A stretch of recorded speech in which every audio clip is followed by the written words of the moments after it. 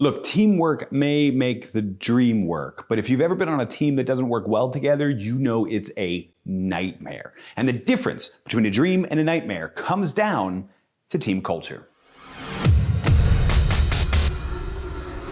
Hey leader, David Burkus here, organizational psychologist and author of 4 best-selling books on helping leaders and teams do their best work ever. And one of the things that determines whether or not teams end up doing their best work ever, whether or not they can actually achieve the level of performance that the potential of their individual knowledge, skills, and abilities signals at, one of the biggest determinants of that is culture, how well they work together. I mean, pick your sport, and there is an example of a team that usually tries to win just by acquiring the most talented people and doesn't win as often as they should. And usually the reason is that those star players don't actually want to be a part of a teamwork culture. It's one of the reasons that we say often that the team is greater than the talent. The needs of the team are greater than the needs of the talent. And smart leaders use the culture of the team to reinforce that important point. So in this episode, we're gonna talk about how to do exactly that, how to build a teamwork culture. The first way to build a teamwork culture is to hold huddles. Have your people get together on a regular basis to talk about the work they're doing, not just report out, but have a real conversation about where we are and where we need help. I call these huddles because, well, quite frankly, because I stole the idea from the world of agile software development. In an agile development project, teams get together for what they call a daily stand-up or a daily scrum. But scrum is a rugby term, and I know nothing about that. So I nixed that, and I call it a huddle, because I only really know how American rules football works. But just like in American rules football, the huddle is the moment of getting together before the action. And in a daily stand-up or a scrum or a huddle, teams get together often on a daily basis to share answers to 3 simple questions that can let the team work out loud more collaboratively. Those questions: what did I just complete? What am I focused on next? And what's blocking my progress? Now, you may twist these questions a little bit, but you'll want to make sure that you're having people report out to the whole team, not just you as the leader, where they are, meaning what they have completed, where they are on the progress bar, what they're focused on next to make sure no critical tasks are getting overlooked, and perhaps most importantly, what's blocking my progress, or where do I need help? We need to know where other people need help in order to opt in to help them. And it's not always as obvious as it seems. So the teams that tend to give each other the most help, that tend to collaborate best, are the ones that are openly broadcasting, openly signaling to others where they can help and how they can help. And huddles help them help each other. The second way to build a teamwork culture on a team is to help the team find uncommon commonalities. Uncommon commonalities, things that individual members of the team have in common with other individual members of the team that are uncommon to the rest of the group. Now, just hearing that, it sounds like, well, what does that have to do with teamwork? Isn't it about the whole team? Yes, we'll get to that.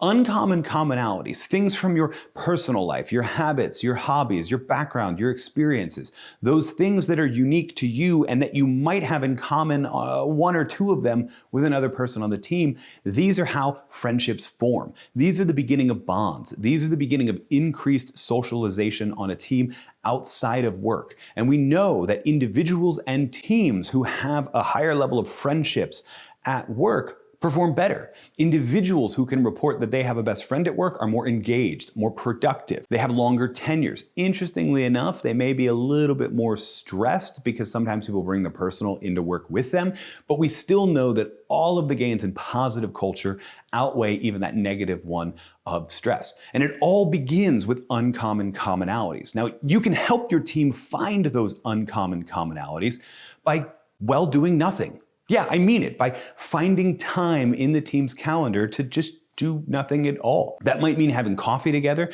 at a break time. That might mean having lunch together once a week. That might mean taking advantage of the time that people come to a meeting early or linger a little bit after the meeting is dismissed to facilitate conversations that help people get to know each other.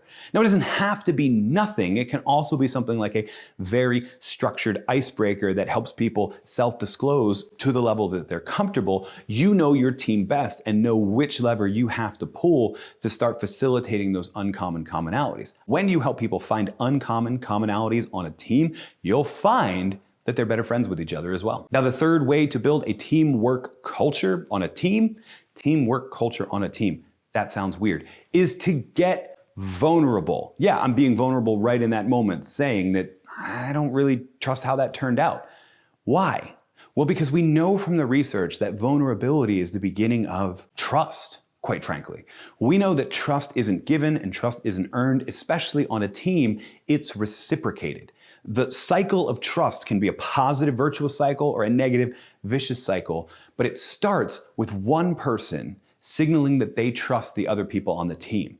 And vulnerability does exactly that. You don't have to be overly personal. You don't have to talk about deep traumatic experiences from your past, at least not right away. But most leaders could increase their vulnerability a little bit, if I'm being honest. Most leaders could talk more often about when they don't know the answer to a question or what the team is supposed to do, or when they were wrong about an idea or in a discussion with someone, or even just when they behaved poorly, to have the vulnerability to say, I did that, it was wrong, and I'm sorry, signals to the team that that individual leader trusts the team. And as a result, they respond by trusting back. And the virtuous cycle begins. It begins with being vulnerable. The fourth way to build a teamwork culture is to create civility. Civility matters because after someone is vulnerable, they still need to feel heard. They need to feel considered. They need to feel like their ideas matter. They need to feel respected. In fact, we know from the research of Amy Edmondson on psychological safety, one of the key elements of a teamwork culture,